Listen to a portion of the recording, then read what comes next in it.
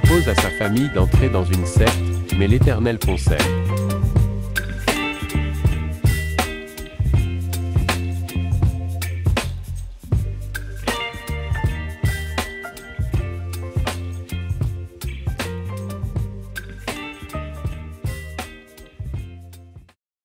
Ma chérie, nous sommes ruinés. Ruinés. Tu es sûr? Tu as vraiment considéré toutes les options? Oui. J'ai tout considéré, essayé. Mais c'est fini. Mon empire, construit de mes mains depuis plus de 40 ans, s'est tout simplement écroulé. Plus personne ne veut me prêter de l'argent ou me faire confiance en investissant dans mon entreprise. C'est bel et bien fini. Bien.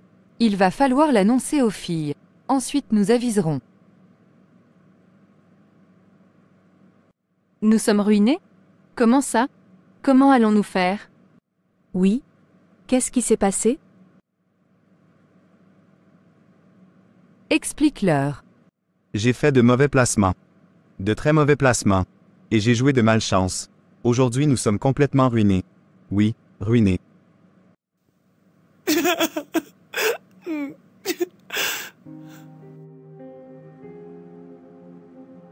Bon, il se fait tard. Nous allons manger et ensuite aller nous reposer. Assez d'émotions pour aujourd'hui. La nuit porte conseil. Mon mari. Maintenant que les filles sont endormies, je voulais te parler. Je pense que tout cela ne serait pas arrivé si tu avais confié tes affaires entre les mains de Dieu.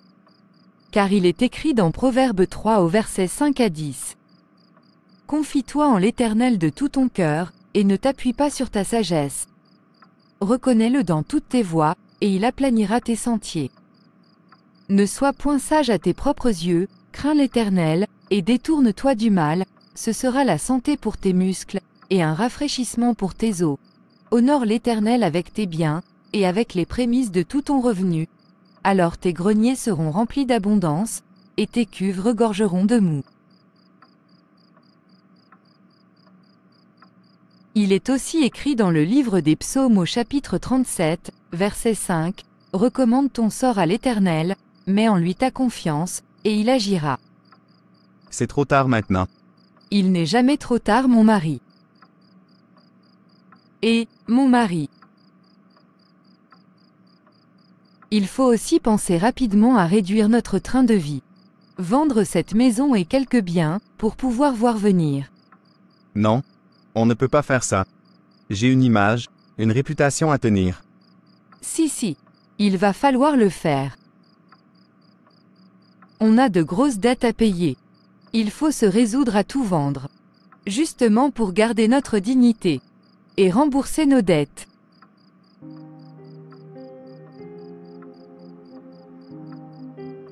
Les filles, il va falloir que vous cherchiez du travail. On a encore de quoi voir venir, mais ça ne va pas durer longtemps, car votre père doit payer ses dettes avec l'argent de la vente de la maison. Et ce n'est même pas suffisant. D'accord, maman. Non, moi je ne suis pas d'accord. Je ne suis pas faite pour ça. Je vais trouver un riche monsieur qui va s'occuper de moi. Mes mains ne sont pas faites pour travailler mais pour profiter. Debbie, je ne suis pas d'accord avec ce que tu veux faire de ta vie. Moi vivante, tu ne mèneras pas cette vie. Et tu vas chercher du travail. Toi et ta sœur allez chercher du travail.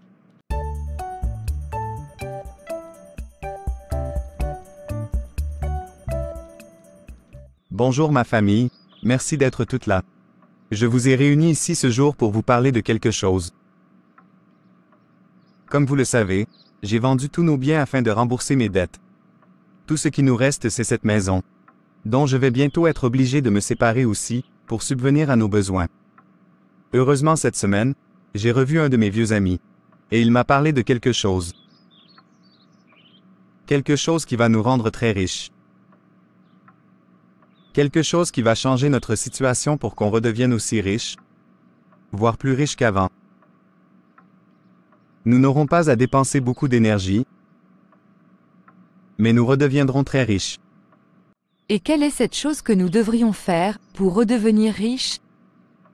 Oui. Qu'est-ce qu'on doit faire? Et on commence quand? Oui, c'est quoi? De quoi s'agit-il? Calmez-vous les filles. Je vais tout vous expliquer. Pour redevenir riches comme avant, il va nous suffire d'intégrer un groupe. Une fois dans ce groupe, nous redeviendrons riches, très riches. Regardez ce que j'ai dans cette mallette que je tiens en main. Il y a de l'argent, beaucoup d'argent. Offert par le groupe. C'est pour nous. Il y aura beaucoup d'autres mallettes pleines d'argent à venir. Je vous assure, c'est incroyable.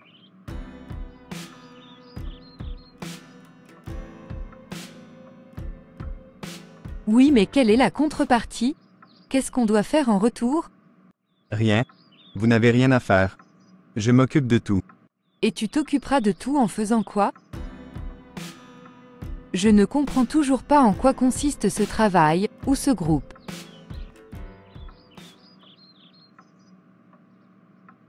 Écoute. Je t'ai dit que je m'occupais de tout.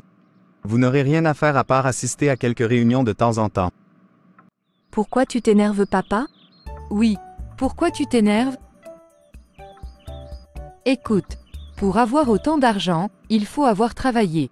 Ce que je veux laisser comme héritage à mes filles, c'est que c'est le travail et uniquement le travail qui paye. J'ai bien écouté tout ce que tu as dit. Mais mes enfants et moi, nous ne participerons pas aux activités de ce groupe.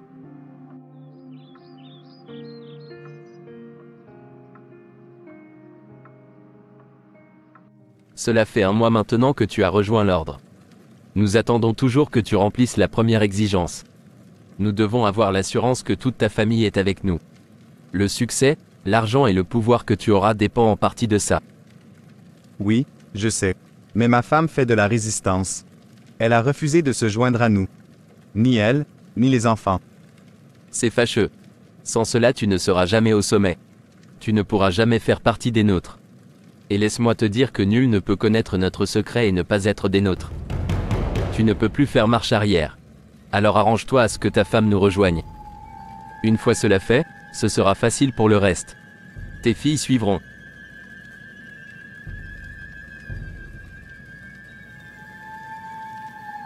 Bien. Va te placer. Nous commençons la séance.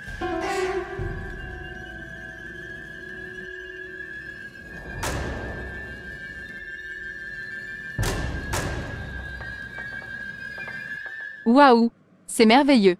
On a récupéré notre maison. Comment tu as fait, papa? Comment tu as fait? Enfin, ce n'est pas important. Ce qui compte, c'est que j'ai retrouvé ma vie. Oui. Comment tu as fait? C'est grâce au groupe. Mais gardons les questions pour plus tard.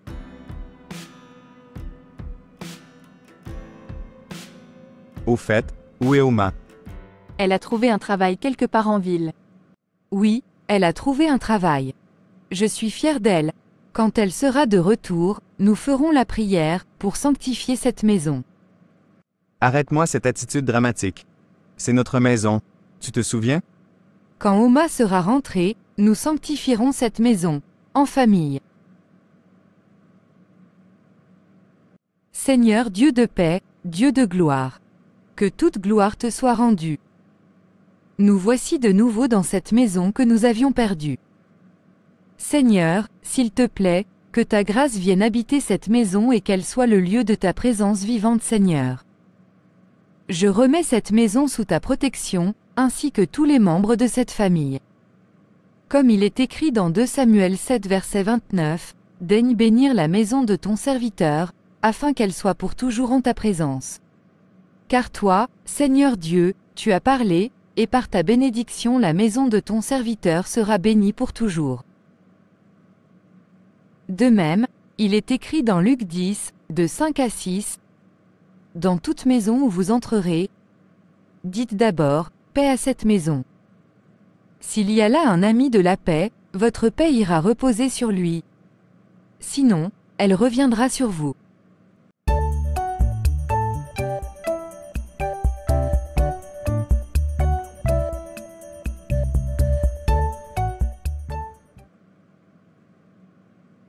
Bonne nuit tout le monde. Je vais continuer à ranger un peu. Au fait, j'ai remarqué qu'il y a l'une des chambres qui est fermée. J'ai besoin des clés pour y entreposer des affaires. Choisis une autre chambre. Il y en a bien d'autres dans cette maison. Non, c'est cette chambre qu'il me faut. Tu peux me donner les clés? Non. Choisis une autre chambre. Cette chambre n'est pas disponible. Je vais en faire mon bureau. Mais tu as déjà un bureau? Écoute, choisis une autre chambre. Celle-là, je t'interdis d'y entrer. Ce sera ma chambre secrète. Ta chambre secrète? Depuis quand tu as une chambre secrète? Tu commences vraiment à m'inquiéter là. Mon mari n'a jamais élevé la voix sur moi comme ça, en 30 ans de mariage. Il devient de plus en plus nerveux. Et cette chambre dans laquelle il ne veut pas que je rentre, c'est nouveau. La nuit porte conseil. Mais je pense savoir ce qui se passe. Ça y est, ma femme dort. Je vais pouvoir procéder au rituel d'envoûtement afin qu'elle accepte dorénavant tout ce que je vais lui dire.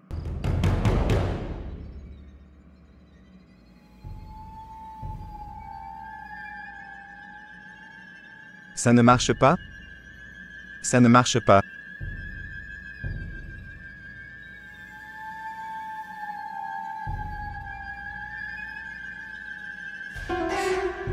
Ça ne marche toujours pas.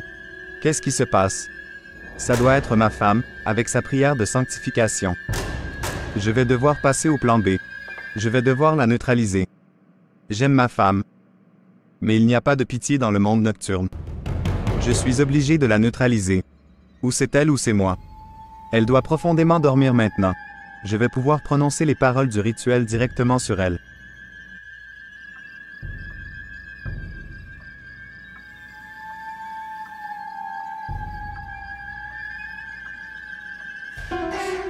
Qu'est-ce que tu fais? Tu crois que tu vas m'envoûter? Tu crois que tu vas avoir mes enfants? Qu'est-ce que tu racontes? Arrête de faire semblant. Arrête maintenant tout ce que tu es en train de faire. Bon, écoute. Je t'ai demandé de me rejoindre dans l'ordre, mais tu n'as pas voulu. Je te le demande une dernière fois. Si tu refuses, je vais te combattre. Je te préviens, tu n'y survivras pas. Alors ne te dresse pas sur mon chemin et rejoins-moi.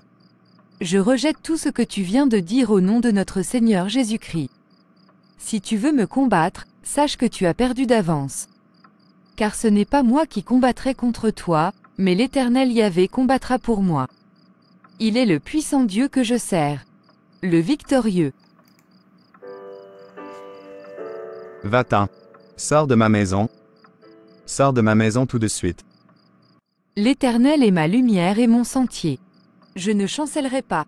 Et, comme Lot quittant ce lieu de désolation qu'était Sodome, je pars avec mes enfants, sans regret et sans me retourner.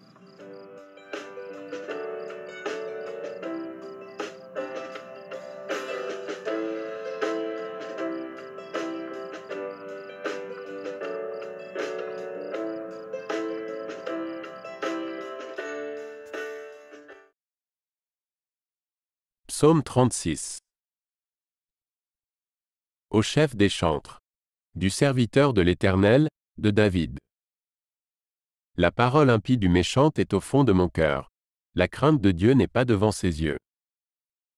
Car il se flatte à ses propres yeux, pour consommer son iniquité, pour assouvir sa haine. Les paroles de sa bouche sont fausses et trompeuses. Il renonce à agir avec sagesse, à faire le bien. Il médite l'injustice sur sa couche, il se tient sur une voie qui n'est pas bonne, il ne repousse pas le mal. Éternel, ta bonté atteint jusqu'aux cieux, ta fidélité jusqu'aux nuées.